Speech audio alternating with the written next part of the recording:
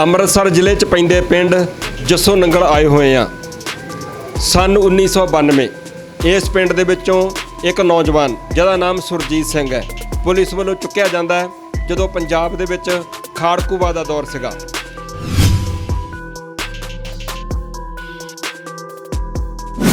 ਜਦੋਂ ਪੁਲਿਸ ਸੁਰਜੀਤ ਸਿੰਘ ਹੋਰਾਂ ਨੂੰ ਘਰੋਂ ਚੁੱਕਦੀ ਹੈ ਤਾਂ ਮਗਰ ਪੰਚਾਇਤ ਜਾਂਦੀ ਹੈ, ਪਿੰਡ ਦੇ ਲੋਕ ਇਕੱਠੇ ਹੋ ਕੇ ਜਾਂਦੇ ਆ, ਪਰ ਪੁਲਿਸ ਵਾਲੇ ਕਹਿੰਦੇ ਕਿ ਕੋਈ ਨਹੀਂ, ਤੁਹਾਨੂੰ ਦੱਸਦੇ ਆ।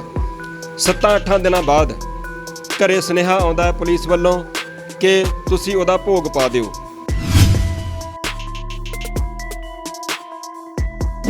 ਅਸੀਂ ਰੋ ਧੋ ਕੇ ਬਹਿ ਗਏ। 7ਵੇਂ-8ਵੇਂ ਦਿਨ ਸੁਨਾਹ ਭੇਜ ਦਿੱਤਾ ਇਹਨਾਂ ਨੇ ਜੀ ਉਹਦਾ ਭੋਗ ਪਾ ਦਿਓ।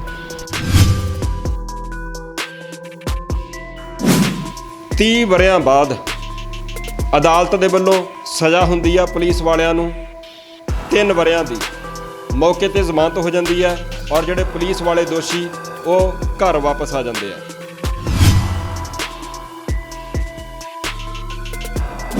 ਆ ਕੰਧ ਦੇ ਉੱਪਰ ਲੱਗੀ ਹੋਈ ਫੋਟੋ ਸਵਰਗਵਾਸੀ ਸਰਦਾਰ ਸੁਰਜੀਤ ਸਿੰਘ,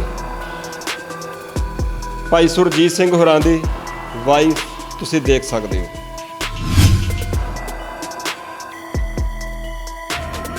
ਲਾਪਤਾ ਪੰਜਾਬ ਨਾਮ ਦੀ ਸੰਸਥਾ ਜਿਨ੍ਹਾਂ ਵੱਲੋਂ ਇਸ ਕੇਸ ਦੀ ਪੈਰਵਾਈ ਕੀਤੀ ਗਈ। ਵਕੀਲ ਸਾਹਿਬ ਸਾਡੇ ਨਾਲ ਹੈਗੇ ਨੇ ਜਗਜੀਤ ਸਿੰਘ ਜੀ, ਡੇਰਾ ਬਾਬਾ ਨਾਨਕ ਤੋਂ। ਆਪਾਂ ਉਹਨਾਂ ਦੇ ਨਾਲ ਵੀ ਗੱਲਬਾਤ ਕਰਾਂਗੇ।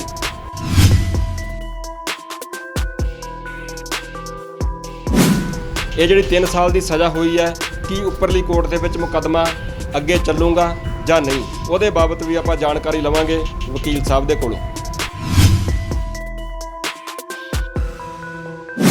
30 ਗੱਡੀਆਂ ਵਿੱਚੋਂ ਮੈਂ ਆਪਣੇ ਹਸਬੈਂਡ ਨੂੰ ਵੇਖਿਆ ਜਿਹੜਾ ਪਰਨਾ ਉਹਨਾਂ ਨੇ ਸਿਰ ਦੇ ਉੱਪਰ ਬੱਧਾ ਸੀ, ਉਹਨਾਂ ਦੇ ਨਾਲ ਉਹਨਾਂ ਦੇ ਪਿੱਛੇ ਹੱਥ ਬੱਧੇ ਹੋਏ ਸੀ।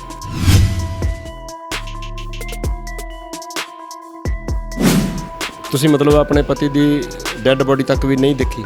ਬਿਲਕੁਲ, ਸਾਨੂੰ ਕੋਈ ਡੈੱਡ ਬੋਡੀ ਨਹੀਂ ਦਿੱਤੀ। ਸਾਨੂੰ ਅਜੇ ਤੱਕ ਕੋਈ ਯਕੀਨ ਨਹੀਂ ਹੋਇਆ।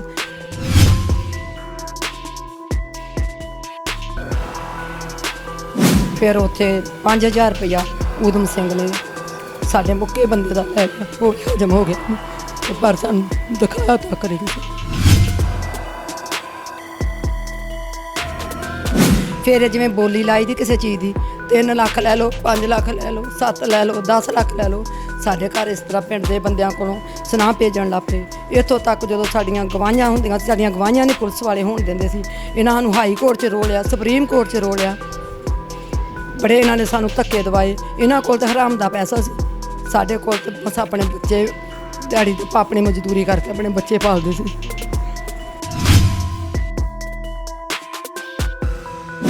ਹੁਣ 3 ਵਰ੍ਹਿਆਂ ਦੀ ਸਜ਼ਾ ਹੋਈ ਆ। ਮੈਨੂੰ ਲੱਗਦਾ ਕਿ ਮੈਨੂੰ ਆਹ ਸਵਾਲ ਪੁੱਛਣ ਲੱਗਿਆ ਵੀ ਵੈਸੇ ਸ਼ਰਮ ਹੀ ਆਉਂਦੀ ਹੈਗੀ ਆ। 3 ਵਰ੍ਹਿਆਂ ਦੀ ਸਜ਼ਾ ਹੋਈ ਆ ਉਸ ਕੇਸ ਦੇ ਵਿੱਚ, ਔਰ ਮੈਨੂੰ ਪਤਾ ਲੱਗਾ ਜ਼ਮਾਨਤ ਵੀ ਹੋ ਗਈ ਤੇ ਉਹ ਘਰ ਵਾਪਸ ਆ ਗਏ।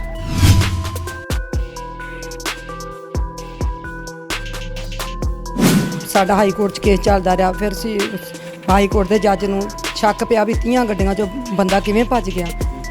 ਇਹਨਾਂ ਦੇ ਕੋਲ 30 ਗੱਡੀਆਂ ਸੀ ਤੇ ਇਹਨਾਂ ਸਾਰੀਆਂ ਅਸਲੇ ਦੀਆਂ ਭਰੀਆਂ ਸੀ, ਸਾਰੀਆਂ ਕੋਲ ਅਸਲਾ ਸੀ। ਤੇ ਮੇਰੇ ਹਸਬੈਂਡ ਦੇ ਕੋਲ ਕਹਿੰਦੇ ਪਿਸਤੌਲ ਨਿਕਲਿਆ। ਜੇ ਉਹ ਇੱਕ ਪਿਸਤੌਲ ਦੇ ਨਾਲ ਉਹ ਕਿਵੇਂ ਭੱਜ ਗਿਆ ਇਹਨਾਂ ਦੇ ਕੋਲੋਂ ਬੰਦਾ? 30 ਫੋਰਸ ਦੀਆਂ ਗੱਡੀਆਂ ਵਿੱਚੋਂ ਬੰਦਾ ਭੱਜ ਸਕਦਾ? ਇਹਨਾਂ ਨੇ ਕਹਿਤਾ ਜੀ ਉਹ ਭੱਜ ਗਿਆ, ਭਗੌੜਾ ਕਰਾਰ ਦੇ ਕੇ ਸਾਨੂੰ ਸਾਰੀ ਉਮਰ ਸ਼ਦਾਈ ਬਣਾ ਛੱਡਿਆ।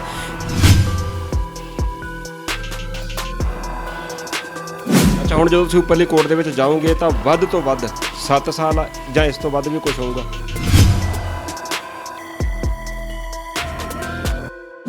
ਸਰਦਾਰ ਸੁਰਜੀਤ ਸਿੰਘ ਜੀ ਹੋਰਾਂ ਦੇ ਵਾਈਫ ਪਰਮਜੀਤ ਕੌਰ ਮੇਰੇ ਨਾਲ ਹੈਗੇ ਨੇ। ਤੁਸੀਂ ਅੰਦਾਜ਼ਾ ਲਾ ਸਕਦੇ ਹੋ ਕਿ 30 ਵਰ੍ਹੇ ਕੋਰਟ ਕਚਹਿਰੀਆਂ ਦੀ ਲੜਾਈ ਲੜਨੀ ਔਰ ਬਾਅਦ ਵਿੱਚ ਪਰਿਵਾਰ ਦੇ ਕਿੱਦਾਂ ਦੇ ਹਾਲਾਤ ਹੋਏ ਹੋਣਗੇ, ਤੁਸੀਂ ਅੰਦਾਜ਼ਾ ਲਾ ਸਕਦੇ ਹੋ। ਆਪਾਂ ਭੈਣ ਜੀ ਨਾਲ ਕਰਦੇ ਹਾਂ ਸਾਰੀ ਗੱਲਬਾਤ। ਭਈ ਸਨ 1992 ਨੂੰ ਜਦੋਂ ਇਹ ਸਾਰਾ ਕੁਝ ਹੋਇਆ ਸੀਗਾ, ਜਦੋਂ ਪੁਲਿਸ ਨੇ ਉਹਨਾਂ ਨੂੰ ਘਰੋਂ ਚੁੱਕਿਆ ਸੀਗਾ, ਕਿੱਦਾਂ ਦੇ ਹਾਲਾਤ ਸੀਗੇ? ਉਸ ਤੋਂ ਬਾਅਦ ਕਿਸੇ ਨੇ ਬਾਂਹ ਫੜੀ ਜਾਂ ਨਹੀਂ ਫੜੀ, ਕਿਵੇਂ ਸਾਰਾ ਕੁਝ ਹੋਇਆ, ਉਦੋਂ ਤੋਂ ਲੈ ਕੇ ਹੁਣ ਤੱਕ ਅਦਾਲਤ ਦਾ, ਕੋਰਟ ਕਚਹਿਰੀਆਂ ਦਾ ਸਫ਼ਰ, ਸਾਰਾ ਕੁਝ ਜਾਣਾਂਗੇ ਆਪਾਂ। ਭੈਣ ਜੀ ਹੈਗੇ ਨੇ ਨਾਲ, ਵੀਰ ਹੋਰਾਂ ਦੇ ਕੋਲੋਂ ਵਕੀਲ ਸਾਹਿਬ ਹੈਗੇ ਨੇ, ਉਹਨਾਂ ਦੇ ਕੋਲੋਂ ਕੇਸ ਦੇ ਨਾਲ ਸੰਬੰਧਿਤ ਸਾਰੀ ਜਾਣਕਾਰੀ ਲਵਾਂਗੇ। ਭੈਣ ਜੀ ਵਾਹਿਗੁਰੂ ਖਾਲਸਾ ਵਾਹਿਗੁਰੂ ਜੀ ਕੀ ਫਤਿਹ। ਭੈਣ ਜੀ ਬਹੁਤ ਦੁੱਖ ਹੁੰਦਾ ਹੈਗਾ ਮਨ ਨੂੰ। ਮੈਨੂੰ ਸਭ ਤੋਂ ਪਹਿਲਾਂ ਤਾਂ ਮਾਫੀ ਮੰਗਦਾ ਤੁਹਾਡੇ ਕੋਲੋਂ ਕਿ ਮੈਂ ਤੁਹਾਡੇ ਜਿਹੜੇ ਜ਼ਖਮ ਹੈਗੇ ਆ ਇੱਕ ਵਾਰ ਫਿਰ ਕੁਰੇਦਣ ਲੱਗਾ, ਪਰ ਮੈਂ ਚਾਹੁੰਦਾ ਕਿ ਪੂਰੀ ਦੁਨੀਆ ਨੂੰ ਜ਼ਰੂਰ ਪਤਾ ਲੱਗੇ ਕਿ ਉਹਨਾਂ ਸਮਿਆਂ ਦੇ ਵਿੱਚ ਕੀ ਕੁਝ ਵਾਪਰਿਆ ਸੀਗਾ। ਸੰਨ 1992 ਦੀ ਘਟਨਾ ਹੈ ਜੀ। ਹਾਂਜੀ 7/5/92 ਨੂੰ ਸਾਡੇ ਪਿੰਡ ਘੇਰਾ ਪਿਆ 11 11:30 ਦੇ ਤਕਰੀਬ 30 ਗੱਡੀਆਂ ਫੋਰਸ ਦੀਆਂ ਆਈਆਂ, ਵਿੱਚੇ ਪੰਜਾਬ ਪੁਲਿਸ ਨਾਲ ਮਿਲਟਰੀ ਸੀ ਤੇ ਉਹਨਾਂ ਨੇ ਆਣ ਕੇ ਪਿੰਡ ਦੇ ਗੁਰਦੁਆਰੇ ਦੇ ਵਿੱਚ ਲੌਸਮੈਂਟ ਕਰਤੀ ਵੀ ਬਾਰ-ਬਾਰ ਪਿੰਡ ਦੇ ਬਾਬੇ ਮੁਲਕ ਸ਼ਾਹ ਪੀਰ ਦੀ ਜਗ੍ਹਾ ਵਾ, ਜੋ ਪਿੰਡ ਦਾ ਬੰਦਾ ਬੁੱਢਾ ਬੱਚਾ ਜੋ ਸਭ ਉੱਥੇ ਆ ਜਾਓ ਜਵਾਨ, ਜੇ ਕੋਈ ਘਰ ਚੋਂ ਮਿਲ ਗਿਆ ਤਾਂ ਅਸੀਂ ਗੋਲੀ ਨਾਲ ਡਾ ਦਾਂਗੇ। ਚਲੋ ਉਹ ਕਰਕੇ ਚਲੇ ਗਏ ਉਧਰਲੇ ਪਾਸੇ ਬਾਬੇ ਮੁਲਕ ਸ਼ਾਹ ਵੱਲ, ਬਾਕੀ ਸਾਰੇ ਪਿੰਡ ਨੂੰ ਬਾਕੀ ਫੋਰਸ ਨੇ ਘੇਰਾ ਪਾ ਲਿਆ, ਆਸੇ ਪਾਸੇ ਖੱਤਿਆਂ 'ਚ ਤੋਪਾਂ ਕੱਢ ਕੇ ਬੈਠ ਗਏ, ਜਨਾਨੀਆਂ ਘਰਾਂ 'ਚ ਕਹਿੰਦੇ ਰਹਿਣ। ਤੇ ਉੱਥੇ ਚਲੇ ਗਏ, ਮੇਰੇ ਹਸਬੈਂਡ ਵੀ ਚਲੇ ਗਏ ਆ, ਮੇਰੇ ਸਹੁਰਾ ਸਾਹਿਬ ਵੀ ਚਲੇ ਗਏ, ਜੇਠ ਸਾਹਿਬ ਮੇਰੇ ਬਾਹਰ ਸੀ ਦੁਬਈ 'ਚ ਉਹਨਾਂ ਦਿਨਾਂ 'ਚ। ਜਿਉਂ ਘੇਰਾ ਪਿਆ, ਜਿਉਂ ਅਸੀਂ ਡੀਕਣ ਲੱਗੇ 5-6 ਵੱਜ ਗਏ, ਅਜੇ ਤੱਕ ਆਏ ਨਹੀਂਗੇ। ਅਸੀਂ ਮਤਲਬ ਪੱਠਾ ਤੱਥਾ ਵੀ ਉਹਨਾਂ ਨੇ ਘਰ ਆ ਕੇ ਲਿਆਉਣਾ, ਹਾਰ ਕੇ ਤੂੜੀ ਪਾ ਕੇ ਪਸ਼ੂਆਂ ਨੂੰ ਆਟਾ ਪੋ ਕੇ ਗੁਜ਼ਾਰਾ ਕਰ ਦਿੱਤਾ। ਜਦੋਂ ਮੈਂ ਬਾਹਰ ਨਿਕਲੀ ਵੇਖਿਆ ਗੱਡੀਆਂ ਤੁਰ ਪਈਆਂ, ਮੇਰੇ ਪਤਿਓਰੇ ਦਾ ਪੁੱਤ ਨਾਲ ਦਾ ਘਰ ਆ ਮੰਗਲ ਸਿੰਘ, ਉਹ ਵੀ ਉੱਥੋਂ ਆਇਆ ਸੀ। ਮੈਂ ਪੁੱਛਿਆ ਵੀ ਤੇਰਾ ਵੀਰ ਆ ਨਹੀਂ ਆਇਆ, ਤਾਂ ਕਹਿੰਦੇ ਭਰਜਾਈ ਉਹਨੂੰ ਚੜਾ ਕੇ ਲੈ ਗਿਆ। ਸਾਡੇ ਬੂਹੇ ਦੇ ਗਾੜੀ ਛੱਪੜ ਸੀ, ਉਹ ਬਿਲਕੁਲ ਸੁੱਕਾ ਸੀ ਉਸ ਟਾਈਮ 'ਤੇ। ਮੈਂ ਉਹਦੇ ਵਿੱਚ ਦੀ ਆਪਣਾ ਬੇਟਾ 2.5 ਸਾਲ ਦਾ ਚੁੱਕ ਕੇ 200 ਮੀਟਰ ਦੀ ਗੱਜ ਦੀ ਦੂਰੀ ਦੇ ਉੱਤੇ ਰੱਖ ਕੇ ਇਹਨਾਂ ਨੇ ਗੱਡੀਆਂ ਖੜੀਆਂ ਕੀਤੀਆਂ ਹੋਰਛੀ ਨੂੰ ਜਾਂਦਿਆਂ ਸੜਕ ਦੇ ਉੱਪਰ। ਮੈਂ ਉੱਥੇ ਤੁਰ ਕੇ ਚਲੇ ਗਈ। 30 ਗੱਡੀਆਂ ਵਿੱਚੋਂ ਮੈਂ ਆਪਣੇ ਹਸਬੈਂਡ ਨੂੰ ਵੇਖਿਆ, ਜਿਹੜਾ ਪਰਨਾ ਉਹਨਾਂ ਨੇ ਸਿਰ ਦੇ ਉੱਪਰ ਬੱਧਾ ਸੀ, ਉਹਨਾਂ ਦੇ ਨਾਲ ਉਹਨਾਂ ਦੇ ਪਿੱਛੇ ਹੱਥ ਬੱਧੇ ਹੋਏ ਸੀ। ਉਹਨਾਂ ਨੇ ਮੈਨੂੰ ਕਿਹਾ ਵੀ ਸਵੇਰ ਤੁਸੀਂ ਸਾਡੇ ਮਗਰ ਆਇਓ ਸਵੇਰ ਨੂੰ।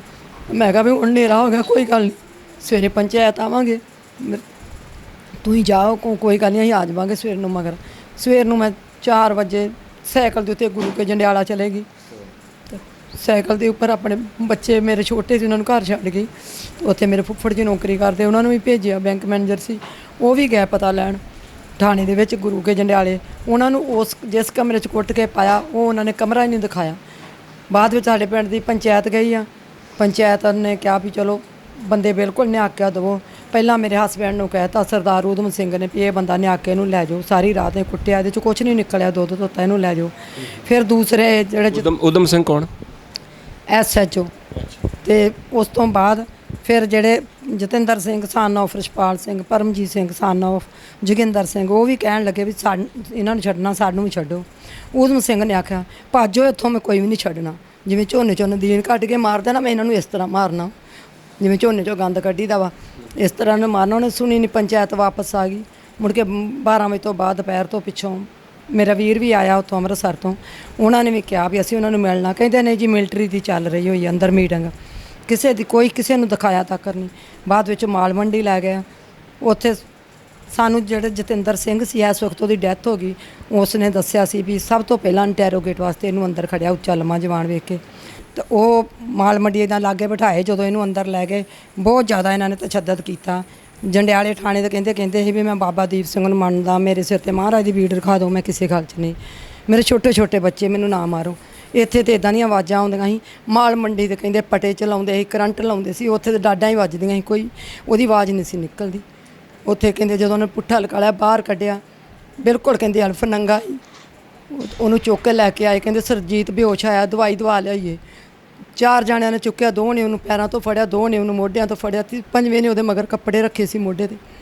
ਇੰਨੀ ਗੱਲ ਕਹਿ ਕੇ ਉਹਨਾਂ ਦੇ ਲਾਗੋਂ ਦੀ ਲੰਘ ਗਏ। ਉਹ ਵੀ ਡਰਦੇ ਸੀ ਵੀ ਹੁਣ ਸਾਡੀ ਵਾਰੀ ਆਉਣੀ ਆ। ਉਹਨਾਂ ਨੂੰ ਵੀ ਕਾਫੀ ਤਸ਼ੱਦਦ ਉੱਥੇ ਕਰਦੇ ਰਹੇ। 14-15 ਦਿਨ ਬਾਅਦ ਜਤਿੰਦਰ ਸਿੰਘ ਨੂੰ ਭੱਜ ਨੱਸ ਕੇ ਉਹਨਾਂ ਛਡਾਇਆ, ਪਰਮਜੀਤ ਸਿੰਘ ਨੂੰ ਜੇਲ੍ਹ ਭੇਜ ਦਿੱਤਾ। ਉਹ 5 ਮਹੀਨੇ ਬਾਅਦ ਆਉਂਦਾ ਘਰ। ਤਾਂ ਅਸੀਂ ਫਿਰ ਬੜਾ ਮਗਰ ਜਾਂਦੇ ਰਿਹਾ। ਉਸ ਦਿਨ ਮੁੜ ਕੇ ਰਾਤ 7 ਨੂੰ ਫੜਿਆ, 8 ਨੂੰ ਮਾਲ ਮੰਡੀ, 9 ਤਰੀਕ ਦੀ ਅਖਬਾਰ ਦੇ ਵਿੱਚ ਗੋਲਮੋਲ ਜੀ ਖਬਰ ਕੱਢ ਦਿੱਤੀ, ਪਿੰਡ ਪੋਰਸ਼ੀ ਰਾਜਪੂਤਾ ਪੱਤੀ ਜੱਸੋ ਨੰਗਲ ਤੋਂ ਇੱਕ ਹੋਰ ਵਿਅਕਤੀ ਫੜਿਆ, ਸਰਜੀਤ ਸਿੰਘ ਸਾਨੋ ਹਰਨਾਮ ਸਿੰਘ, ਉਸ ਦੇ ਕੋਲ ਇੱਕ ਮੌਜਰ ਤੇ 7 ਕਾਰਤੂਸ ਬਰਾਮਦ ਹੋਏ। ਅਸੀਂ ਅਖਬਾਰ ਸੁਣ ਕੇ ਫਿਰ ਭੱਜੇ, ਪਰ ਸਾਨੂੰ ਇਹਨਾਂ ਨੇ ਪੁਲਿਸ ਵਾਲਿਆਂ ਨੇ ਰੋਜ਼ਾਨਾ ਥਾਣੇ ਜਾਂਦੇ ਰਹੀਆਂ। ਉਹਦੀਆਂ ਭੈਣਾਂ ਵੀ, ਸਰਜੀਤ ਸਿੰਘ ਦੀਆਂ 6 ਭੈਣਾਂ, ਇਹ 2 ਭਰਾ ਸੀ, ਸਰਜੀਤ ਸਿੰਘ ਸਭ ਤੋਂ ਛੋਟਾ ਸੀ। ਤੁਸੀਂ ਜਦੋਂ ਜਾਂਦੇ ਸੀ ਥਾਣੇ ਕੀ ਕਹਿੰਦੇ ਸੀ ਤੁਹਾਨੂੰ? ਸਾਨੂੰ ਕਹਿੰਦੇ ਨਹੀਂ ਮਤਲਬ ਦੇ ਦੇਣੇ ਪਹਿਲਾਂ ਇੱਦਾਂ ਹੀ ਕਹਿੰਦੇ ਰਹੇ। ਬਾਅਦ ਵਿੱਚ ਮੇਰਾ ਬ੍ਰਦਰ ਆਇਆ, ਚਾਚਾ ਦਾ ਬੇਟਾ, ਉਹਨਾਂ ਨੇ ਮਤਾ ਇੱਥੇ ਵੇਖਿਆ ਤੇ ਉਹਨਾਂ ਨੇ ਜਦੋਂ FIR ਦੇਖੀ ਤਾਂ ਰਿਸ਼ਤੇਦਾਰ ਜਦੋਂ ਗਏ FIR ਦੇਖੀ ਤਾਂ FIR ਦਾ ਇੱਕ ਪਾਸਾ ਪੜਿਆ, ਫਿਰ ਦੂਸਰਾ ਪਾਸਾ ਪੜਿਆ। ਉਹ ਵੀ ਨੌਕਰੀ ਕਰਦੇ, ਉਹਨਾਂ ਨੂੰ ਜੱਜਮੈਂਟ ਹੋ ਗਈ ਵੀ ਜਾਂ ਸਾਡਾ ਬੰਦਾ ਮੁਕਾਬਲਾ ਬਣਾ ਦਿੱਤਾ, ਜਾਣਾ ਮਾਰ ਦੇਣਾ, ਜਿਹੜਾ ਦੱਸਦੇ ਨਹੀਂ। ਇਹਨਾਂ ਨੇ ਸਾਨੂੰ ਕੋਈ ਪੇੜ ਪੱਲਾ ਨਹੀਂ ਫੜਾਇਆ। ਬਾਅਦ ਵਿੱਚ ਅਸੀਂ ਰੋ ਧੋ ਕੇ ਬਹਿ ਗਏ। 7ਵੇਂ 8ਵੇਂ ਦਿਨ ਸੁਨਾਮ ਭੇਜ ਦਿੱਤਾ ਇਹਨਾਂ ਨੇ ਜੀ ਉਹਦਾ ਭੋਗ ਪਾ ਦਿਓ। ਸੁਨੇਹਾ ਕਿਹਦੇ ਕੋਲ ਭੇਜਿਆ ਉਹਨਾਂ ਨੇ? ਪਿੰਡ ਦੇ ਜਿਵੇਂ ਕਰਤਾਰ ਸਿੰਘ ਸਰਪੰਚ ਸੀ ਭੋਰਸ਼ੀ ਦਾ, ਅਜਾ ਉਹਨਾਂ ਦੇ ਰਾਹੀਂ ਇਹਨਾਂ ਨੇ ਸੁਨਾਮ ਬੰਦਿਆਂ ਰਾਹੀਂ ਪਿੰਡ ਦੇ ਸੇਵਾ ਸਿੰਘ ਸੀ ਉਹਨਾਂ ਕੋਲ ਇੱਦਾਂ ਭੇਜਦੇ ਰਹੇ ਵੀ ਉਹਨਾਂ ਦਾ ਭੋਗ ਪਾ ਦਿਓ। ਤੁਸੀਂ ਮਤਲਬ ਆਪਣੇ ਪਤੀ ਦੀ ਡੈੱਡ ਬੋਡੀ ਤੱਕ ਵੀ ਨਹੀਂ ਦੇਖੀ? ਬਿਲਕੁਲ ਸਾਨੂੰ ਕੋਈ ਡੈੱਡ ਬੋਡੀ ਨਹੀਂ ਦਿੱਤੀ। ਸਾਨੂੰ ਅਜੇ ਤੱਕ ਕੋਈ ਯਕੀਨ ਨਹੀਂ ਹੋਇਆ। ਅਸੀਂ ਬੱਚਿਆਂ ਦੇ ਪਹਿਲੋਂ ਪਾਲਣ ਦਾ ਫਿਕਰ, ਫਿਰ ਉਹਨਾਂ ਨੂੰ ਪੜ੍ਹਾਉਣ ਦਾ ਫਿਕਰ, ਫਿਰ ਉਹਨਾਂ ਨੂੰ ਸੈੱਟ ਕਰਨ ਦਾ ਫਿਕਰ, ਸਾਰੀ ਉਮਰ ਮੇਰੇ ਸੰਘਰਸ਼ 'ਚ ਹੀ ਲੰਘ ਗਈ। ਤੁਹਾਡੇ ਕੋਲ ਤੁਹਾਡੇ ਪਤੀ ਦਾ ਡੈਥ ਸਰਟੀਫਿਕੇਟ ਹੈਗਾ? ਨਾ ਜੀ, ਜਦੋਂ ਇਹਨਾਂ ਨੇ ਉਹਨੂੰ ਭਗੌੜਾ ਕਰਾਰ ਦੇ ਦਿੱਤਾ ਅਖਬਾਰ ਦੇ ਵਿੱਚ ਵੀ ਮੌਜਰ 7 ਕਾਰਤੂਸ ਪਾ ਕੇ ਭਾਵੇਂ ਹੋਰ 2 ਹਥਿਆਰ ਪਾ ਦਿੰਦੇ, ਕਿਉਂਕਿ ਉਹਨਾਂ ਦੀ ਕਲਮ ਚੱਲਦੀ ਸੀ। ਉਹਨਾਂ ਨੂੰ ਪਰਮਾਤਮਾ ਦਾ ਭੈ ਵੀ ਨਹੀਂ ਆਇਆ ਵੀ ਬੰਦਾ ਕਿਸੇ ਕੰਮ ਵਿੱਚ ਨਹੀਂ, ਅਸੀਂ ਕਿਉਂ ਇਹ ਗਲਤ ਕੰਮ ਕਰਨ ਲੱਗੇ। ਉਸ ਤੋਂ ਬਾਅਦ ਫਿਰ ਤੁਸੀਂ ਦਰਖਾਸਤ ਵਗੈਰਾ ਕਿਸੇ ਥਾਣੇ ਦਿੱਤੀ ਜਾਂ ਕਿਸੇ ਸੰਸਥਾ ਨੇ ਤੁਹਾਡੀ ਪੈਰਵਾਈ ਕੀਤੀ ਉਦੋਂ ਉਹਨਾਂ ਦਿਨਾਂ ਦੇ ਵਿੱਚ? ਜਾਂਦੇ ਰਹੇ, ਮੁੜ ਕੇ ਐਸਐਸਪੀ ਦੇ ਦਫ਼ਤਰ ਅੰਮ੍ਰਿਤਸਰ ਵੀ ਜਾਂਦੇ ਰਹੇ। ਊਧਮ ਸਿੰਘ ਕਹਿੰਦਾ ਸੀ ਉਹਦੇ ਸੱਟ ਲੱਗੀ ਆ ਜੀ, ਉਹ ਦਾਖਲ ਵਾ। ਪਹਿਲੋਂ ਕਹਿੰਦਾ ਦਾਖਲ ਆ, ਤੁਸੀਂ ਆ ਜਿਓ, ਉਹਦੀ ਲੱਤ ਨੂੰ ਪਲਸਤਰ ਆ, ਤੁਹਾਨੂੰ ਮਤਲਬ ਦਿਖਾਲ ਦਾਂਗੇ ਅਤੇ ਪਿੰਡ ਦੇ ਥੋੜ੍ਹੇ ਬੰਦੇ ਲੈ ਕੇ ਆਇਓ। ਚਲੋ ਚਲੇ ਗਏ ਉੱਥੇ ਸਾਡੇ ਘਰ ਦੇ, ਮੈਂ ਤਾਂ ਘਰੇ ਸੀ, ਬੱਚਾ ਮੇਰਾ 2.5 ਸਾਲ ਦਾ ਸੀ। ਫਿਰ ਉੱਥੇ 5000 ਰੁਪਈਆ ਊਧਮ ਸਿੰਘ ਨੇ ਸਾਡੇ ਮੁੱਕੇ ਬੰਦੇ ਦਾ ਲੈ ਲਿਆ, ਉਹ ਵੀ ਹਜਮ ਹੋ ਗਿਆ ਉਹਨੂੰ, ਤੇ ਪਰ ਸਾਨੂੰ ਦਿਖਾਇਆ ਤਾਂ ਕਰੇ ਕਿਸੇ। ਸਾਡਾ ਧਿਆਨ ਪਾਸੇ ਪਾਉਂਦੇ ਸੀ ਲਾਰੇ ਲੱਪੇ ਲਾ ਕੇ ਵੀ ਇਹ ਬੈਠ ਜਾਣਗੇ। ਫਿਰ ਤੁਹਾਡੀ FIR ਦਰਜ ਹੋਈ ਕਿਸੇ ਥਾਣੇ? ਕਦੋਂ ਹੋਈ? ਅਸੀਂ 4 ਸਾਲ ਤੋਂ ਚੁੱਪ ਰਹੇ। ਸਾਡੇ ਬੱਚੇ ਬੜੇ ਨਿੱਕੇ ਸੀ, ਸਾਡੀ ਹਾਲਤ ਇਹੋ ਜਿਹੀ ਸੀ ਵੀ ਸੌਦਾ ਮੇਰੇ ਬ੍ਰਦਰ ਦੇ ਕੇ ਜਾਂਦੇ ਸੀ। ਮੇਰੇ ਮਾਂ-ਬਾਪ ਮੇਰੇ ਕੋਲ ਆ ਗਏ, ਮੈਨੂੰ ਕੋਈ ਨਹੀਂ ਸੀ ਪੁੱਛਦਾ ਕਿਉਂ ਬੱਚੇ ਮੇਰੇ ਜ਼ਿਆਦਾ ਛੋਟੇ। ਉਸ ਤੋਂ ਬਾਅਦ 4 ਸਾਲ ਲੰਘੇ, ਕੁਛ ਮਾਹੌਲ ਦਾ ਫਰਕ ਪਿਆ। ਫਿਰ ਮੇਰੇ ਬ੍ਰਦਰ ਨਾਲ ਜਾ ਕੇ ਫਿਰ ਹਾਈ ਕੋਰਟ ਦੇ ਵਿੱਚ ਕੇਸ ਕੀਤਾ। 1996 ਦੇ ਵਿੱਚ ਕੇਸ ਕੀਤਾ? 1996 ਦੇ ਵਿੱਚ। ਤੁਹਾਡੇ ਹਸਬੈਂਡ ਦੀ ਉਮਰ ਕਿੰਨੀ ਸੀ ਉਦੋਂ ਤਕਰੀਬਨ? 27 ਤੋਂ 28 ਸਾਲ ਦੇ ਵਸੇ ਦੇ ਵਿੱਚ ਸੀ। ਉਦੋਂ ਖਾੜਕੂਵਾ ਦਾ ਦੌਰ ਸੀਗਾ? ਖਾੜਕੂ ਗਤੀਵਿਧੀਆਂ 'ਚ ਕਿਸੇ ਸੰਸਥਾ ਜਾਂ ਕਿਸੇ ਜਥੇਬੰਦੀ ਦੇ ਨਾਲ ਸੀਗੇ ਕੋਈ? ਬਿਲਕੁਲ ਨਹੀਂ। ਅਸੀਂ ਗੁਰੂ ਗ੍ਰੰਥ ਸਾਹਿਬ ਤੇ ਵੀ ਹੱਥ ਰੱਖ ਕੇ ਕਵਾਂਗੇ ਜੇ ਸਾਡਾ ਬੰਦਾ ਕਿਸੇ ਗੱਲ 'ਚ ਹੁੰਦਾ ਨੇ, ਮੇਰੇ ਪਤੀ, ਅਸੀਂ ਕਹਿੰਦੇ ਵੀ ਮਾੜੇ ਕੰਮ 'ਚ ਤੁਰਿਆ, ਮਾੜਾ ਨਤੀਜਾ ਮਿਲਣਾ ਹੀ, ਅਸੀਂ ਕਦੇ ਨਾ ਰੋਂਦੇ। ਸਾਡੇ ਕਦੇ ਕੁੱਤੇ ਨੂੰ ਸੋਟਾ ਨਹੀਂ ਮਾਰਿਆ। ਅਸੀਂ ਕੀ ਕਹਿਣਾ, ਤੁਸੀਂ 10 ਪਿੰਡਾਂ 'ਚ ਜਾ ਕੇ ਪੁੱਛੋ ਮੇਰੇ ਹਸਬੈਂਡ ਕਿਵੇਂ ਦੀ। ਸੋ ਜਿੰਨੇ ਵੀ ਸੱਜਣ ਗੱਲਬਾਤ ਨੂੰ ਸੁਣ ਰਹੇ ਨੇ ਦਰਸ਼ਕੋ, ਮੈਂ ਅਕਸਰ ਇਦਾਂ ਦੇ ਪਰਿਵਾਰਾਂ ਦੇ ਵਿੱਚ ਜਾਂਦਾ ਹੈਗਾ, ਪਰਿਵਾਰ ਜਿਨ੍ਹਾਂ ਦੇ ਜੀ ਖਾੜਕੂ ਗਤੀਵਿਧੀਆਂ ਦੇ ਵਿੱਚ ਸ਼ਾਮਲ ਸੀਗੇ ਔਰ ਸੰਘਰਸ਼ ਦੇ ਨਾਲ ਉਹ ਚੱਲੇ ਨੇ। ਉਹ ਬੜੇ ਮਾਣ ਦੇ ਨਾਲ ਦੱਸਦੇ ਨੇ ਕਿ ਹਾਂ ਸਾਡੇ ਪਰਿਵਾਰ ਦਾ ਮੈਂਬਰ ਸ਼ਹੀਦ ਹੋਇਆ ਔਰ ਸਾਨੂੰ ਮਾਣ ਹੈ। ਪਰ ਤੁਸੀਂ ਦੇਖੋ ਉਹਨਾਂ ਦਾ ਕਹਿਣਾ ਹੈਗਾ ਕਿ ਉਹ ਕਿਸੇ ਵੀ ਤਰ੍ਹਾਂ ਦੀ ਗਤੀਵਿਧੀ ਦੇ ਵਿੱਚ ਸ਼ਾਮਲ ਨਹੀਂ ਸੀਗੇ ਔਰ ਕੋਰਟ ਨੇ ਬਕਾਇਦਾ ਉਹਨਾਂ ਨੂੰ ਦੋਸ਼ੀ ਕਰਾਰ ਦਿੱਤਾ ਹੈਗਾ, ਪੁਲਿਸ ਵਾਲਿਆਂ ਨੂੰ, ਜਿਨ੍ਹਾਂ ਨੇ ਇਹਨਾਂ ਦੇ ਪਤੀ ਸਰਦਾਰ ਸੁਰਜੀਤ ਸਿੰਘ ਨੂੰ ਘਰੋਂ ਚੁੱਕਿਆ ਸੀਗਾ। ਸੋ ਜਿੱਦਾਂ ਮੈਂ ਪਹਿਲਾਂ ਵੀ ਕਈ ਵਾਰ ਆਖਿਆ ਹੈਗਾ ਕਿ ਉਹ ਦੌਰ ਇਦਾਂ ਦਾ ਸੀਗਾ, ਉਸ ਵੇਲੇ ਫੇਕ ਐਨਕਾਊਂਟਰ ਵੀ ਹੋਏ, ਸਾਰਾ ਕੁਝ ਹੋਇਆ। ਸੋ ਆ ਤੇ ਹੁਣ ਕੋਰਟ ਨੇ ਵੀ ਕੱਲਾ ਆਹੀ ਨਹੀਂ, ਇਸ ਤੋਂ ਪਹਿਲਾਂ ਵੀ ਬਹੁਤ ਸਾਰੇ ਕੇਸ ਇਦਾਂ ਦੇ ਸਾਹਮਣੇ ਆਏ ਆ, ਪੁਲਿਸ ਆਫੀਸਰਾਂ ਨੂੰ ਸਜ਼ਾਵਾਂ ਹੋਈਆਂ ਨੇ ਬਕਾਇਦਾ। ਸੋ ਉਹ ਦੌਰ ਇਦਾਂ ਦਾ ਸੀਗਾ। ਸੋ ਇਸ ਕੇਸ ਦੇ ਵਿੱਚ ਤੁਸੀਂ ਦੇਖੋ ਜਿਹੜੇ ਇਹਨਾਂ ਦੇ ਹੰਝੂ ਨੇ, ਬੰਦਾ ਕਈ ਵਾਰ ਕਹਿੰਦਾ ਨਾ ਕਿ ਕੁਝ ਵਰਿਆਂ ਬਾਅਦ ਹੰਝੂ ਸੁੱਕ ਜਾਂਦੇ ਆ, 30 ਵਰਿਆਂ ਬਾਅਦ ਵੀ ਤੁਸੀਂ ਉਹਨਾਂ ਦੀ ਅੱਖਾਂ ਦੇ ਵਿੱਚ ਹੰਝੂ ਦੇਖ ਸਕਦੇ ਹੋ, 30 ਵਰਿਆਂ ਬਾਅਦ ਵੀ ਜੀ। ਹਾਂ, ਹੋਰ ਤੁਹਾਨੂੰ ਕੀ ਕਹਿੰਦੇ ਸੀਗੇ? ਫਿਰ ਜਦੋਂ ਅਸੀਂ ਕੇਸ ਕੀਤਾ ਤੇ ਸਾਡਾ ਹਾਈ ਕੋਰਟ 'ਚ ਕੇਸ ਚੱਲਦਾ ਰਿਹਾ। ਫਿਰ ਅਸੀਂ ਹਾਈ ਕੋਰਟ ਦੇ ਜੱਜ ਨੂੰ ਸ਼ੱਕ ਪਿਆ ਵੀ 30 ਗੱਡੀਆਂ 'ਚੋਂ ਬੰਦਾ ਕਿਵੇਂ ਭੱਜ ਗਿਆ। ਇਹਨਾਂ ਦੇ ਕੋਲ 30 ਗੱਡੀਆਂ ਸੀ ਤੇ ਇਹਨਾਂ ਸਾਰੀਆਂ ਅਸਲੇ ਦੀਆਂ ਭਰੀਆਂ ਸੀ, ਸਾਰੀਆਂ ਕੋਲ ਅਸਲਾ ਸੀ। ਤੇ ਮੇਰੇ ਹਸਬੈਂਡ ਦੇ ਕੋਲ ਕਹਿੰਦੇ ਪਿਸਤੌਲ ਨਿਕਲਿਆ। ਜੇ ਉਹ ਇੱਕ ਪਿਸਤੌਲ ਦੇ ਨਾਲ ਉਹ ਕਿਵੇਂ ਭੱਜ ਗਿਆ ਇਹਨਾਂ ਦੇ ਕੋਲੋਂ ਬੰਦਾ? 30 ਫੋਰਸ ਦੀਆਂ ਗੱਡੀਆਂ ਵਿੱਚੋਂ ਬੰਦਾ ਭੱਜ ਸਕਦਾ? ਇਹਨਾਂ ਨੇ ਕਹਿਤਾ ਜੀ ਉਹ ਭੱਜ ਗਿਆ, ਭਗੌੜਾ ਕਰਾਰ ਦੇ ਕੇ ਸਾਨੂੰ ਸਾਰੀ ਉਮਰ ਸ਼ਦਾਈ ਬਣਾ ਛੱਡਿਆ। ਫਿਰ ਜਦੋਂ ਕੇਸ ਉਹਨਾਂ ਨੇ CBI ਵਾਲਿਆਂ ਨੂੰ ਕੇਸ ਦੇ ਦਿੱਤਾ, ਜਦੋਂ ਇਹਨਾਂ ਨੂੰ ਪਤਾ ਲੱਗ ਗਿਆ CBI ਵਾਲਿਆਂ ਕੋਲ ਕੇਸ ਚਲਾ ਗਿਆ ਵਾ, ਫਿਰ ਜਿਵੇਂ ਬੋਲੀ ਲਾਈ ਦੀ ਕਿਸੇ ਚੀਜ਼ ਦੀ, 3 ਲੱਖ ਲੈ ਲਓ, 5 ਲੱਖ ਲੈ ਲਓ, 7 ਲੈ ਲਓ, 10 ਲੱਖ ਲੈ ਲਓ। ਸਾਡੇ ਘਰ ਇਸ ਤਰ੍ਹਾਂ ਪਿੰਡ ਦੇ ਬੰਦਿਆਂ ਕੋਲੋਂ ਸੁਨਾਹ ਭੇਜਣ ਲੱਗ ਪਏ। ਇੱਥੋਂ ਤੱਕ ਜਦੋਂ ਸਾਡੀਆਂ ਗਵਾਹੀਆਂ ਹੁੰਦੀਆਂ ਸੀ, ਸਾਡੀਆਂ ਗਵਾਹੀਆਂ ਨਹੀਂ ਪੁਲਿਸ ਵਾਲੇ ਹੋਣ ਦਿੰਦੇ ਸੀ। ਇਹਨਾਂ ਸਾਨੂੰ ਹਾਈ ਕੋਰਟ 'ਚ ਰੋਲਿਆ, ਸੁਪਰੀਮ ਕੋਰਟ 'ਚ ਰੋਲਿਆ, ਬੜੇ ਇਹਨਾਂ ਨੇ ਸਾਨੂੰ ਧੱਕੇ ਦਵਾਏ। ਇਹਨਾਂ ਕੋਲ ਤਾਂ ਹਰਾਮ ਦਾ ਪੈਸਾ ਸੀ, ਸਾਡੇ ਕੋਲ ਤਾਂ ਬਸ ਆਪਣੇ ਬੱਚੇ ਦਿਹਾੜੀ ਤੇ ਆਪਣੀ ਮਜ਼ਦੂਰੀ ਕਰਕੇ ਆਪਣੇ ਬੱਚੇ ਪਾਲਦੇ ਸੀ। 5 ਲੱਖ ਮੇਰੇ ਮਾਮਾ ਜੀ ਦਾ ਬੇਟਾ DSP ਸੀ ਬਲਜਿੰਦਰ ਸਿੰਘ ਛਾਪਾ, ਇਸ ਵਕਤ ਉਹਨਾਂ ਦੀ ਡੈਥ ਹੋ ਗਈ। ਉਹਨਾਂ ਦੇ ਘਰ DI SSP ਸੀ ਉਸ ਟਾਈਮ ਤੇ ਆਪਣੇ ਬਲਕਾਰ ਸਿੰਘ, SHO ਊਧਮ ਸਿੰਘ, ASI ਸਤਵੰਤ ਸਿੰਘ ਦੀ ਹੁਣ ਡੈਥ ਹੋ ਚੁੱਕੀ ਹੈ। ਤਿੰਨੇ ਜਾਣੇ ਉਹਨਾਂ ਦੇ ਮੇਰੇ ਮਾਮਾ ਜੀ ਦੇ ਬੇਟੇ ਘਰ ਗਏ, ਅੰਮ੍ਰਿਤਸਰ ਖਾਲਸਾ ਕਾਲਜ ਲਾਗੇ ਕੋਠੀ ਆ, ਉੱਥੇ ਇਹਨਾਂ ਨੇ 5 ਲੱਖ ਲਿਆ ਕੇ ਢੇਰੀ ਕੀਤਾ। ਮੈਨੂੰ ਕਿਹਾ ਬਲਕਾਰ ਸਿੰਘ ਨੇ ਵੀ ਬੀਬਾ ਉਹਦੀ ਘਾਟ ਨਹੀਂ ਪੂਰੀ ਹੋ ਸਕਦੀ, ਉਹ ਬਿਲਕੁਲ ਦੁੱਧ ਧੋਤਾ ਸੀ, ਪਰ ਅਸੀਂ ਜਾਣ ਬੁੱਝ ਕੇ ਨਹੀਂ ਕੀਤਾ ਤੇ ਇੰਟੈਰੋਗੇਟ ਕਰਦਿਆਂ ਮਤਲਬ ਉਹਦੇ ਸੱਟ ਪੇਟ ਲੱਗ ਗਈ, ਜਿਹਦਾ ਕਰਕੇ ਹੋ ਗਿਆ, ਅਸੀਂ ਉਹਨੂੰ ਜਾਨੋਂ ਮਾਰਨਾ ਨਹੀਂ ਸੀ ਚਾਹੁੰਦੇ। ਇਹ ਗੱਲ ਤੁਹਾਨੂੰ ਕਿਹਨੇ ਕਹੀ? ਬਲਕਾਰ ਸਿੰਘ ਨੇ। ਹਾਂ, ਬਲਕਾਰ ਸਿੰਘ ਨੇ DIG ਜਿਹੜਾ ਉਸ ਟਾਈਮ ਤੇ SSP ਸੀ, ਉਹਨਾਂ ਨੇ ਇਹ ਗੱਲ ਕਹੀ ਸੀ। ਫਿਰ ਸਾਨੂੰ ਕਹਿੰਦੇ ਕੋਈ ਗੱਲ ਨਹੀਂ, ਤੁਸੀਂ ਰਾਜੀਨਾਮਾ ਕਰ ਲਓ, ਆਪਣੀ ਬੇਟੀ ਦਾ ਵਿਆਹ ਕਰੋਗੇ ਤਾਂ ਵੀ ਸਾਨੂੰ ਸੱਦਿਓ, ਜਿੰਨੀ ਮਦਦ ਉਹ ਅਸੀਂ ਕਰਾਂਗੇ।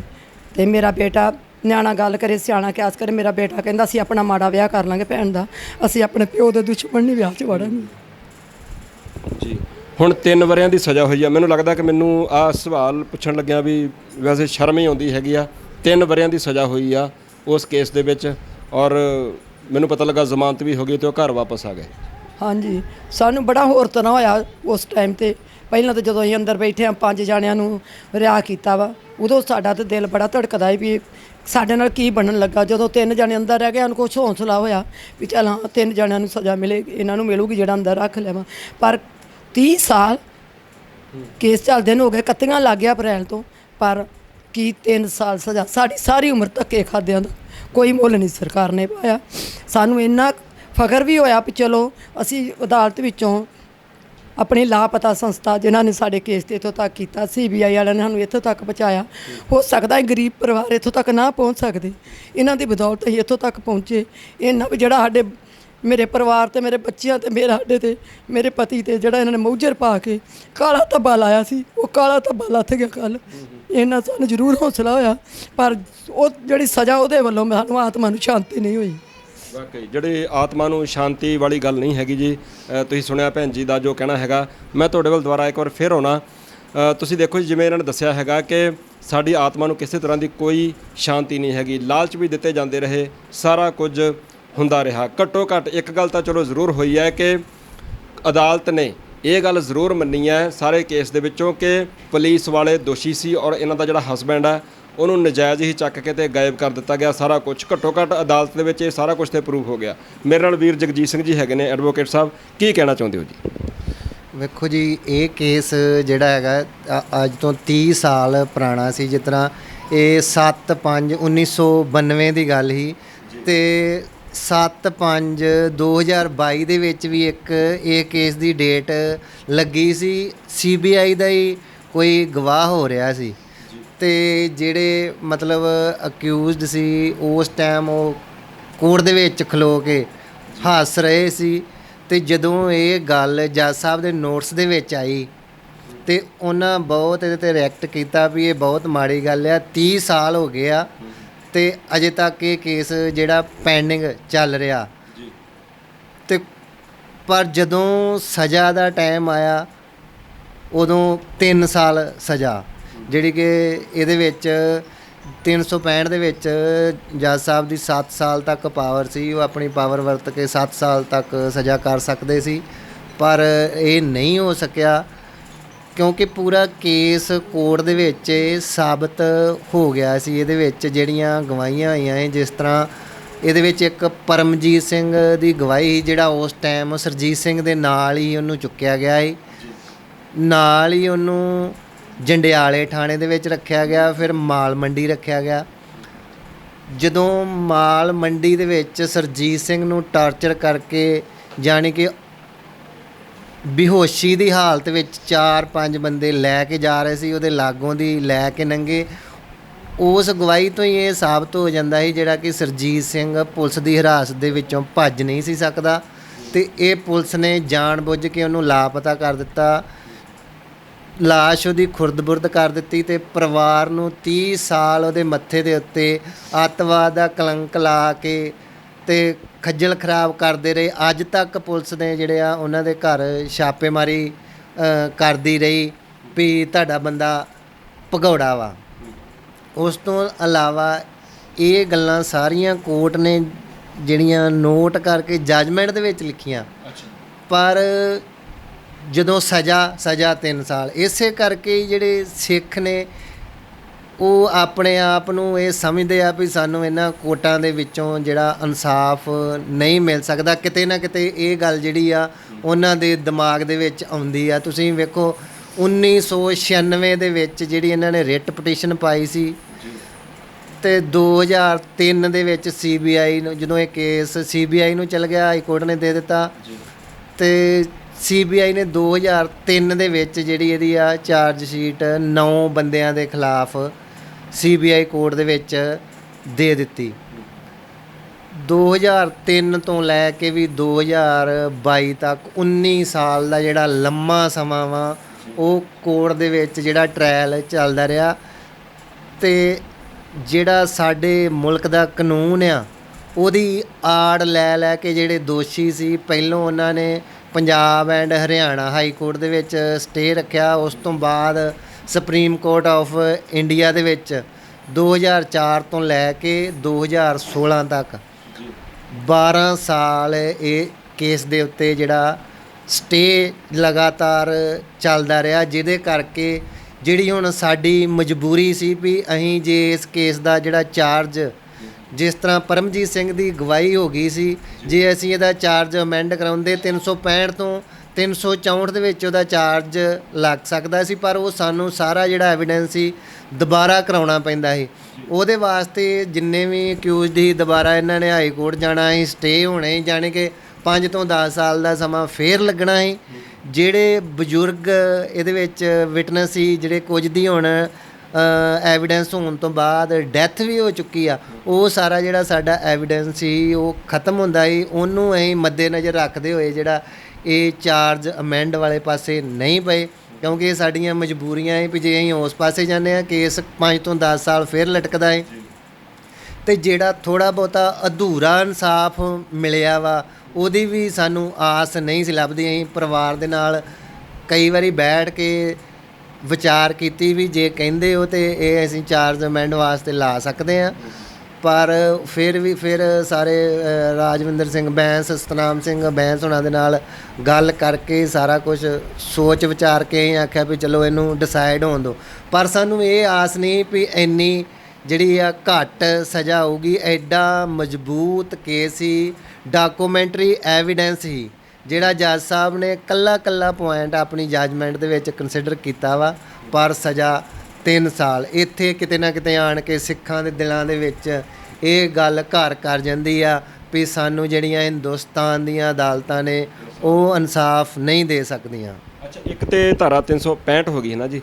365 ਕਈਆਂ ਨੂੰ ਨਹੀਂ ਪਤਾ ਲੱਗਦਾ ਹੋਣਾ ਕਿ 365 ਧਾਰਾ ਕਾਹਦੇ ਤੇ ਲੱਗਦੀ ਹੈਗੀ ਆ, ਕੀ ਜੁਰਮ ਹੁੰਦਾ ਹੈਗਾ। ਇਸ ਤੋਂ ਇਲਾਵਾ ਹੋਰ ਵੀ ਧਾਰਾਵਾਂ ਸੀਗੀਆਂ, ਕੋਈ ਕਿਹੜੇ ਕਿਹੜੇ ਕੇਸ ਬਣੇ ਸੀ? ਇੱਕ ਤਾਂ ਮੈਨੂੰ ਲੱਗਦਾ ਅਗਵਾ ਦਾ ਹੋ ਗਿਆ ਹੋਣਾ ਸ਼ਾਇਦ। ਹਾਂਜੀ, 365 ਤੇ ਜਿਹੜਾ ਅਗਵਾ ਦਾ ਹੈ, 218 ਜਿਹੜਾ ਮਤਲਬ ਸਬੂਤਾਂ ਨੂੰ ਨਸ਼ਟ ਕਰਨ ਦਾ, ਅਤੇ 330 ਜਿਹੜਾ ਸਾਰਾ ਇਹ 120 ਜੱਜ ਸਾਹਿਬ ਨੇ 120 ਵੀ ਇਹਦੇ 'ਚ ਨਹੀਂ ਲਾਈ, ਕਿਉਂਕਿ ਉਹ ਸਾਰਾ ਜਿਹੜੀ ਇਹਨਾਂ ਦੀ ਹੈਗੀ ਜਿਹਦੇ 'ਚ 218 ਵੀ ਲੱਗ ਜੇ ਉਹਦੇ 'ਚ ਕੋਈ ਬੰਦਾ ਵੀ ਜਿਹੜਾ 9 ਦੇ ਵਿੱਚੋਂ ਕੋਈ ਵੀ ਬੰਦਾ ਬਰੀ ਨਹੀਂ ਹੋਣਾ ਚਾਹੀਦਾ, ਭਾਵੇਂ ਉਹਨਾਂ ਨੂੰ ਧਾਰਾ 218 ਦੇ ਤਹਿਤ ਹੀ ਸਜ਼ਾ ਹੁੰਦੀ 2 ਸਾਲ ਹੀ ਹੁੰਦੀ, ਪਰ ਉਹ ਬਾਇਜ਼ਤ ਬਰੀ ਨਹੀਂ ਹੋਣੇ ਚਾਹੀਦੇ। ਜਿਹੜੇ 5 ਦੇ 5 ਵੀ ਹੋਏ ਆ, ਇੱਕ ਦੀ ਤਾਂ ਚਲੋ ਟ੍ਰਾਇਲ ਦੌਰਾਨ ਡੈਥ ਹੋ ਗਈ, 8 ਬੰਦੇ ਹੈਗੇ ਸੀ, ਪਰ ਫਿਰ ਵੀ ਹੁਣ ਇਹ ਅਸੀਂ ਜਿਹੜੀ ਆ ਇਹਦੀ ਅਪੀਲ ਸੈਸ਼ਨ ਕੋਰਟ ਦੇ ਵਿੱਚ ਕਰਾਂਗੇ ਅਤੇ ਸਾਨੂੰ ਉਮੀਦ ਆ ਵੀ ਇਹਦਾ ਜਿਹੜਾ ਇਨਸਾਫ ਆ ਸਾਨੂੰ ਅਸੀਂ ਪਰਿਵਾਰ ਨੂੰ ਲੈ ਕੇ ਦੇਵਾਂਗੇ ਪੂਰਾ ਜ਼ੋਰ ਲਾ ਕੇ, ਕਿਉਂਕਿ ਇਹਨਾਂ ਨੇ 30 ਸਾਲ ਜਿਹੜੀ ਆ ਬੜੀ ਸਟਰਗਲ ਕੀਤੀ ਆ।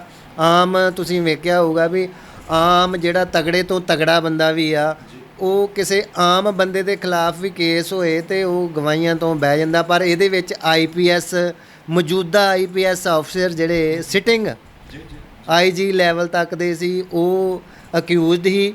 ਫਿਰ ਵੀ ਪਰਿਵਾਰ ਨੂੰ ਸ਼ਰੇਆਮ ਧਮਕੀਆਂ ਮਿਲਦੀਆਂ ਰਹੀਆਂ, ਕੋਰਟ ਦੇ ਨੋਟਸ ਵਿੱਚ ਆਉਂਦਾ ਰਿਹਾ, CBI ਦੇ ਨੋਟਸ ਵਿੱਚ ਆਉਂਦਾ ਰਿਹਾ, ਪਰਿਵਾਰ ਨੂੰ ਪੈਸਿਆਂ ਦੇ ਨਾਲ ਤੋਲਣ ਦੀਆਂ ਗੱਲਾਂ ਹੁੰਦੀਆਂ ਰਹੀਆਂ, 10-10 20-20 ਲੱਖ ਰੁਪਈਆ ਦੇ ਕੇ ਗਵਾਹੀਆਂ ਦੇ ਵਿੱਚੋਂ ਬਹਿਣ ਦੀਆਂ ਗੱਲਾਂ ਹੁੰਦੀਆਂ ਰਹੀਆਂ। ਪਰ ਫਿਰ ਵੀ ਇਹ ਗਰੀਬ ਪਰਿਵਾਰ ਹੀ, ਅਤੇ ਇਹ ਨਹੀਂ ਵੀ ਇਕੱਲਾ ਪਰਿਵਾਰ ਨੇ ਹੀ ਸਾਥ ਦਿੱਤਾ, ਜਿੰਨੇ ਵੀ ਇਹਦੇ ਵਿੱਚ ਵਿਟਨੈਸ ਸੀ ਜਿਹੜੇ ਮੰਨ ਲਓ ਉਸ ਟਾਈਮ ਨਾਲ ਫੜੇ ਗਏ ਸੀ, ਉਹਨਾਂ ਨੇ ਵੀ ਪੂਰੀ ਆਪਣੀ ਸੱਚਾਈ 'ਤੇ ਕਾਇਮ ਰਹਿ ਕੇ ਵਾਹਿਗੁਰੂ ਨੂੰ ਹਾਜ਼ਰ ਨਾਜ਼ਰ ਜਾਣ ਕੇ ਜਿਹੜੀ ਹੈ ਸੱਚੀ ਗਵਾਹੀ ਦਿੱਤੀ। ਜਿਹੜਾ ਕੇਸ ਇੱਥੋਂ ਤੱਕ ਪਰਿਵਾਰ ਦੇ ਜਿਹੜਾ ਮੱਥੇ 'ਤੇ ਅੱਤਵਾਦ ਦਾ ਕਲੰਕ ਲਾਇਆ ਗਿਆ ਸੀ, ਉਹਨੂੰ ਧੋਣ ਵਿੱਚ ਉਹ ਕਾਮਯਾਬ ਹੋ ਗਿਆ। ਅਗਾਂਹ ਹੋਰ ਕਾਮਯਾਬੀ ਮਿਲੂਗੀ, ਪਰ ਉਹਨਾਂ ਦੀ ਵੀ ਬਹੁਤ ਜਿਹੜੀ ਹੈਗੀ ਆ ਸ਼ਾਬਾਸ਼ ਆ ਵੀ ਜਿਹੜਾ ਉਹਨਾਂ ਨੇ ਪਹਿਲੋਂ ਵੀ ਜੇਲ੍ਹਾਂ ਵੀ ਕੱਟੀਆਂ, ਟਾਰਚਰ ਵੀ ਸਿਆ, ਪਰ ਇਹਨਾਂ ਦੇ ਦਬਾਅ ਥੱਲੇ ਆਣ ਕੇ ਗਵਾਹੀ ਤੋਂ ਨਹੀਂ ਮੁੱਕਰੇ। ਨਾ ਉਹਨਾਂ ਨੇ ਪੈਸੇ ਦੇ ਲਾਲਚ ਵਿੱਚ ਆਣ ਕੇ ਤੇ ਪੈਸਾ ਲਿਆ। ਭਾਈ ਸਾਹਿਬ ਜੀ, ਪੁਲਿਸ ਨੇ ਕਹਾਣੀ ਕੀ ਬਣਾਈ ਹੋਈ ਸੀਗੀ? ਪੁਲਿਸ ਨੇ ਵੇਖੋ ਇਹ ਗੱਲ ਹੈਗੀ ਆ 7/5/1992 ਦੀ, ਜਿਸ ਤਰ੍ਹਾਂ ਬੀਬੀ ਨੇ ਦੱਸਿਆ ਵੀ ਪੂਰੇ ਜੱਸੋ ਨੰਗਲ ਪਿੰਡ ਨੂੰ ਘੇਰਾ ਪਾ ਲਿਆ ਸੀ ਪੁਲਿਸ, BSF ਤੇ ਆਰਮੀ ਨੇ। ਤੇ ਜਿਹੜਾ ਸਰਜੀਤ ਸਿੰਘ, ਜਤਿੰਦਰ ਸਿੰਘ ਤੇ ਪਰਮਜੀਤ ਸਿੰਘ ਨੂੰ, ਤਿੰਨਾਂ ਬੰਦਿਆਂ ਨੂੰ ਇੱਥੋਂ ਚੁੱਕ ਕੇ ਤੇ ਲੈ ਗਏ ਸੀ।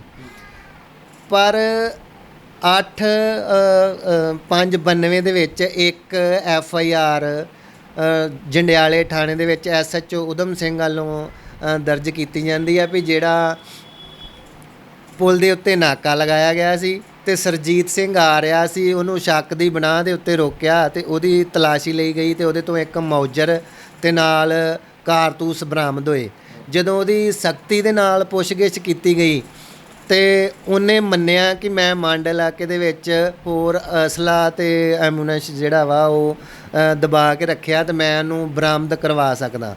ਜਦੋਂ ਪੁਲਿਸ ਪਾਰਟੀ ਉਹਨੂੰ ਬਰਾਮਦ ਕਰਵਾਉਣ ਵਾਸਤੇ ਲੈ ਕੇ ਜਾ ਰਹੀ ਸੀ ਤੇ ਰਸਤੇ ਦੇ ਵਿੱਚ ਉਹਨੇ ਪਿਸ਼ਾਬ ਕਰਨ ਦਾ ਬਹਾਨਾ ਬਣਾਇਆ ਤੇ ਪੁਲਿਸ ਨੇ ਗੱਡੀ ਰੋਕ ਕੇ ਉਹਨੂੰ ਪਿਸ਼ਾਬ ਕਰਾਉਣ ਵਾਸਤੇ ਭੇਜਿਆ ਤੇ ਉਹ ਉੱਥੋਂ ਫਰਾਰ ਹੋ ਗਿਆ, ਜਿਹੜੀ ਕਿ ਸਰਾਸਰ ਝੂਠੀ ਸਾਰੀ ਮਤਲਬ ਪਹਿਲੋਂ Punjab and Haryana high court ਦੇ ਵਿੱਚ ਜਿਹੜੀ ਰਿਟ ਪਟੀਸ਼ਨ ਪਾਈ ਗਈ ਸੀ, ਉਹਦੇ ਤੋਂ ਬਾਅਦ ਇਹ ਕੇਸ CBI ਨੇ ਸਾਰਾ ਇਨਵੈਸਟੀਗੇਟ ਕੀਤਾ, FIR ਦਰਜ ਕਰਕੇ ਚਾਰਜ ਸ਼ੀਟ ਦਿੱਤੀ ਤੇ ਜਿਹੜਾ ਕੋਰਟ ਨੇ ਇਹ ਹੁਣ ਫੈਸਲਾ ਦਿੱਤਾ। ਪਰ ਸਜ਼ਾ ਤੇ ਆਣ ਕੇ ਜਿਹੜਾ ਵਾ ਇਹ ਕੰਮ ਬਿਲਕੁਲ ਨਗੂਣਾ ਰਹਿ ਗਿਆ। 3 ਸਾਲ ਦੀ ਸਜ਼ਾ ਜਿਹੜੀ ਕਿ ਉਸੇ ਵੇਲੇ ਹੀ ਜ਼ਮਾਨਤ ਉਹਨਾਂ ਦੀ ਹੋ ਗਈ। ਇਹ ਪਰਿਵਾਰ ਦੇ ਉੱਤੇ ਜਿਹੜਾ ਵਾ ਬਹੁਤ ਉਸ ਟਾਈਮ ਨਾਲੋਂ ਵੀ ਇਹ ਔਖੀ ਘੜੀ ਸੀ ਜਦੋਂ ਪਰਿਵਾਰ ਵੀ ਉੱਥੇ ਮੌਜੂਦ ਸੀ। ਜਦੋਂ ਜੱਜ ਸਾਹਿਬ ਨੇ ਜੱਜਮੈਂਟ ਦੇਣੀ ਸੀ ਪਰਿਵਾਰ ਵੀ ਉੱਥੇ ਮੌਜੂਦ ਸੀ, ਪਰ ਜਿਹੜੇ ਅਕਿਊਜ਼ਡ ਸੀ ਉਹ ਪਹਿਲਾਂ ਤੋਂ ਹੀ ਮਤਲਬ ਹੱਸ ਰਹੇ ਸੀ ਤੇ ਪਰਿਵਾਰ ਪਹਿਲਾਂ ਹੀ ਸ਼ੰਕਾ ਮਤਲਬ ਸਾਡੇ ਨਾਲ ਜ਼ਾਹਰ ਕਰਦਾ ਸੀ ਵੀ ਇਹ ਲੱਗਦਾ ਵਾ ਵੀ ਇਹਨਾਂ ਦਾ ਕੋਈ ਮਤਲਬ ਗੱਲਬਾਤ ਆ ਵੀ ਇਹ ਨਿਕਲ ਜਾਣਗੇ। ਹਾਂ, ਉਹੀ ਗੱਲ ਹੋਈ ਆ ਵੀ 3 ਸਾਲ ਦੀ ਨਿਗੂਣੀ ਸਜ਼ਾ ਜਿਹੜੀ। ਅੱਛਾ, ਹੁਣ ਜਦੋਂ ਤੁਸੀਂ ਉੱਪਰਲੀ ਕੋਰਟ ਦੇ ਵਿੱਚ ਜਾਓਗੇ ਤਾਂ ਵੱਧ ਤੋਂ ਵੱਧ 7 ਸਾਲ ਜਾਂ ਇਸ ਤੋਂ ਵੱਧ ਵੀ ਕੁਝ ਹੋਊਗਾ? ਵੇਖੋ ਜੀ, ਜਿਹੜੀ 365 ਆ ਇਹਦੇ ਵਿੱਚ ਵੱਧ ਤੋਂ ਵੱਧ ਜਿਹੜੀ ਮੈਜਿਸਟ੍ਰੇਟ ਦੀ ਪਾਵਰ ਆ 7 ਸਾਲ ਆ, ਕਿਉਂਕਿ ਜੇ ਮੈਂ ਤੁਹਾਨੂੰ ਪਹਿਲਾਂ ਦੱਸ ਚੁੱਕਾ, ਜੇ ਆਪਾਂ ਜਿਸ ਤਰ੍ਹਾਂ ਇਹਦੇ ਵਿੱਚ ਗਵਾਹੀਆਂ ਆ ਗਈਆਂ ਜਦੋਂ ਇਹਨਾਂ ਦੀ ਪਰਮਜੀਤ ਕੌਰ ਦੀ ਜਿਹੜੀ ਗਵਾਹੀ ਹੋਈ ਆ ਉਹਦੇ ਵਿੱਚ ਬਲਕਾਰ ਸਿੰਘ ਨੇ ਆਪ ਮੰਨਿਆ ਸੀ ਵੀ ਸਰਜੀਤ ਸਿੰਘ ਸਾਡੇ ਕੋਲ ਟਾਰਚਰ ਕਰਦਿਆਂ ਜਿਹੜਾ ਵਾ ਉਹਦੀ ਡੈਥ ਹੋ ਗਈ ਆ। ਤੇ ਹੋਰ ਵੀ ਜਿਹੜੀਆਂ ਗਵਾਹੀਆਂ ਉਸ ਟਾਈਮ ਉਹਨਾਂ ਦੇ ਨਾਲ ਬੰਦੇ ਸੀ ਉਹਦੇ ਤੋਂ ਸਾਬਤ ਹੋ ਜਾਂਦਾ ਹੈ ਵੀ ਉਹਦੀ ਡੈਥ ਹੋ ਗਈ ਹੈ। 364 ਦੇ ਵਿੱਚ ਵੀ ਮਤਲਬ ਇਹਦਾ ਚਾਰਜ ਅਮੈਂਡ ਹੋ ਸਕਦਾ ਹੈ, ਪਰ ਉਹ ਜ਼ਿਆਦਾ ਡਿਲੇ ਹੋਣ ਕਰਕੇ ਯਾਨੀ ਕਿ 30 ਸਾਲ ਡਿਲੇ ਹੋਣ ਦਾ ਕਰਕੇ ਇਹ ਦੁਬਾਰਾ ਐਵੀਡੈਂਸ, ਕਿਉਂਕਿ ਜਿਹੜੇ ਬਜ਼ੁਰਗ ਸੀ ਉਹਨਾਂ ਦਾ ਐਵੀਡੈਂਸ ਹੋਣ ਦੇ ਚਾਂਸ ਹੀ ਨਾ ਦੇ ਬਰਾਬਰ ਹੀ, ਇਸ ਕਰਕੇ ਅਸੀਂ ਇਹ ਫੈਸਲਾ ਨਹੀਂ ਲੈ ਸਕੇ। ਇਹਦੇ ਵਿੱਚ 365 ਦੇ ਵਿੱਚ ਵੀ 7 ਸਾਲ ਤੱਕ ਜਿਹੜੀ ਹੈ ਸਜ਼ਾ ਹੈਗੀ ਹੈ। 302 ਨਹੀਂ ਸੀ ਬਣਨੀ ਕਿਸੇ ਵੀ ਕੀਮਤ ਤੇ, ਹੈ ਨਾ ਜੀ? ਨਹੀਂ, 302 ਵੇਖੋ ਜਦੋਂ ਜਿਹੜੇ ਗਵਾਹਾਂ ਦੇ ਸਾਹਮਣੇ ਉਹਨਾਂ ਦੀ ਮਤਲਬ ਟਾਰਚਰ ਕੀਤਾ ਤੇ ਲੈ ਕੇ ਜਾ ਰਹੇ ਆ, 302 ਤੱਕ ਵੀ ਇਹਦਾ ਚਾਰਜ ਹੋ ਸਕਦਾ, ਪਰ ਉਹ ਕੋਰਟ ਨੇ ਕੰਸੀਡਰ ਕਰਨਾ ਸੀ ਜੇ ਅਸੀਂ ਚਾਰਜ ਅਮੈਂਡ ਦੀ ਲਾਉਂਦੇ ਵੀ 364 ਲੱਗਦੀ ਜਾਂ 302 ਲੱਗਦੀ ਆ, ਕਿਉਂਕਿ ਇਹ ਸ਼ਰੇਆਮ ਉਹਦਾ ਬਲਕਾਰ ਸਿੰਘ ਜਿਹੜਾ ਹੈ ਉਹਦਾ ਪਰਮਜੀਤ ਕੌਰ ਦੇ ਸਾਹਮਣੇ ਮੰਨਣਾ ਸੀ ਵੀ ਉਹਦੀ ਡੈਥ ਹੋ ਚੁੱਕੀ ਹੈ। ਇਹ ਕੋਰਟ ਨੇ ਵੇਖਣਾ ਹੈ ਵੀ 302 ਲੱਗਣੀ ਹੈ ਜਾਂ 364। ਅਸੀਂ 364 ਤੇ ਮੰਨ ਕੇ ਚੱਲਦੇ ਸਾਂ, ਉਹਦੇ ਵਿੱਚ ਵੀ ਲਾਈਫ ਹੋ ਸਕਦੀ ਸੀ, ਪਰ ਇਹ ਸਾਡੀ ਮਜਬੂਰੀ ਵੀ ਜਿਹੜਾ ਕੇਸ ਇੰਨਾ 12-13 ਸਾਲ ਇਹ Punjab and Haryana high court ਤੇ ਸੁਪਰੀਮ ਕੋਰਟ ਆਫ ਇੰਡੀਆ ਦੇ ਵਿੱਚ ਜਿਹੜਾ ਸਟੇ ਰਿਹਾ ਤੇ ਜਿਹੜੀਆਂ ਇਹਦੀਆਂ ਲਾਸਟ ਦੇ ਉੱਤੇ ਆਣ ਕੇ ਆਪਾਂ ਕਰ ਸਕਦੇ ਸੀ ਉਹ ਨਹੀਂ ਅਸੀਂ ਕਰ ਸਕੇ। ਜ਼ਰੂਰ ਦਰਸ਼ਕੋ, ਆਪਾਂ ਵਕੀਲ ਸਾਹਿਬ ਸਾਰੀ ਗੱਲਬਾਤ ਕੀਤੀ ਹੈਗੀ ਆ, ਤੁਸੀਂ ਸੁਣੀ ਸਾਰੀ ਗੱਲਬਾਤ। ਕੁਛ ਜੀ ਕੁਛ ਧਮਕੀ ਦਿੰਦੇ ਰਹੇ, ਸਾਡੇ ਗਵਾਹਾਂ ਨੂੰ ਧਮਕੀ ਦਿੰਦੇ ਰਹੇ। ਜਿੱਦਣ ਮੇਰੀ ਗਵਾਹੀ ਸੀ ਹਾਈ ਕੋਰਟ ਦੇ ਵਿੱਚ ਤੇ ਉਸ ਦਿਨ ਇਹਨਾਂ ਨੇ ਜਿਵੇਂ ਮੇਰੀ ਸਵੇਰ ਨੂੰ ਗਵਾਹੀ ਆ ਤਾਂ ਅੱਜ ਸ਼ਾਮ ਨੂੰ ਊਧਮ ਸਿੰਘ ਨੌਕਰੀ ਤੋਂ ਲੱਥਾ ਹੋਇਆ ਸਮੇਤ ਵਰਦੀਆਂ ਸਮੇਤ ਪੁਲਿਸ ਦੇ ਨਾਲ ਲੈ ਕੇ ਆਇਆ ਤੇ ਨਾਲ ਉਹਨਾਂ ਕੋਲ ਹਥਿਆਰ ਸੀ। ਅੱਛਾ ਤੇ ਆਣ ਕੇ ਮੇਰੇ ਗਵਾਹਾਂ ਦੇ ਬੂਹੇ ਗਾੜੀ ਵੀ ਫਿਰਦਾ ਰਿਹਾ। ਫਿਰ ਅਗਲੇ ਦਿਨ ਜਦੋਂ ਮੇਰੀ ਗਵਾਹੀ ਮੈਂ ਜੱਜ ਦੇ ਕੋਲ ਕਿਹਾ ਵੀ ਜੱਜ ਸਾਹਿਬ ਮੇਰੀ ਸਵੇਰੇ ਗਵਾਹੀ ਸੀ ਤੇ ਇਹ ਮੈਂ ਕਿਹਾ ਮੇਰੇ ਪਿੰਡ ਗਿਆ ਇਹ ਕੀ ਲੈਣ ਗਿਆ ਤੇ ਮੈਨੂੰ ਇਹਦੇ ਤੋਂ ਖਤਰਾ ਵਾ।